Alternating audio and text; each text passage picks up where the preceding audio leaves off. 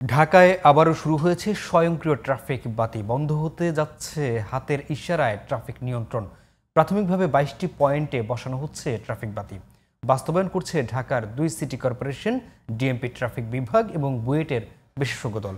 Traffic বিভাগ জানিয়েছে, যানজট নিরসনে প্রধান উপদেষ্টার নির্দেশে নেওয়া হয়েছে এই উদ্যোগ। বিস্তারিত আহমদ অনিকের বিশেষ প্রতিবেদনের প্রথম পর্বে।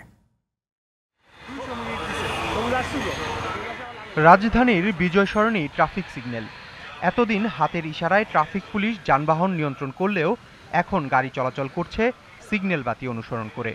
ডিজিটাল স্ক্রিনে দেখা যাচ্ছে কতক্ষণ অপেক্ষা করতে হবে তাও। চালক, যাত্রী, পথচারীদের লাল সবুজ বাতি সিগন্যাল অনুসরণ করে চলাচল করতে হচ্ছে মাইকিংও।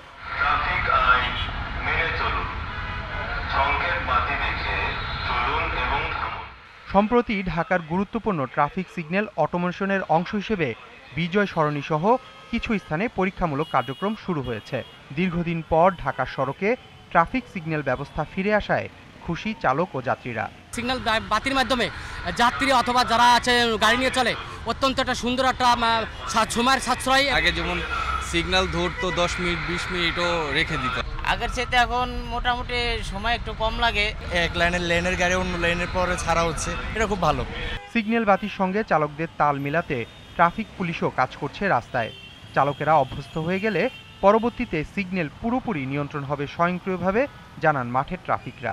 অটোমেটিক ইলেকট্রিক সিগন্যাল চালানোর চেষ্টা করতেছি, সেই লক্ষ্যেই কাজ চলতেছে। যদি আমরা সিগন্যাল লাইটে মানি, সেই ক্ষেত্রে হয়তো আমাদের ট্রাফিক পুলিশের প্রয়োজন হবে না।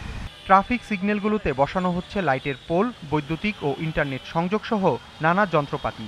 প্রথম ধাপে ঢাকার ২২টি পয়েন্টে স্বয়ংক্রিয় ট্রাফিক ব্যবস্থা শুরু হবে এবং এরই মধ্যে ৭টি স্থানে পরীক্ষামূলক কার্যক্রম চলমান আছে বলে জানিয়েছে পুলিশের মিডিয়া সেল।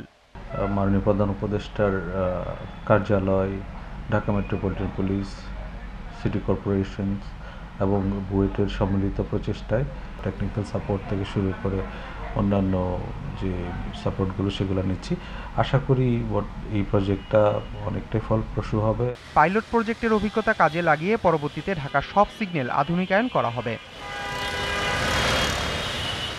আহমদ অনিক, জিটিভি নিউজ, ঢাকা।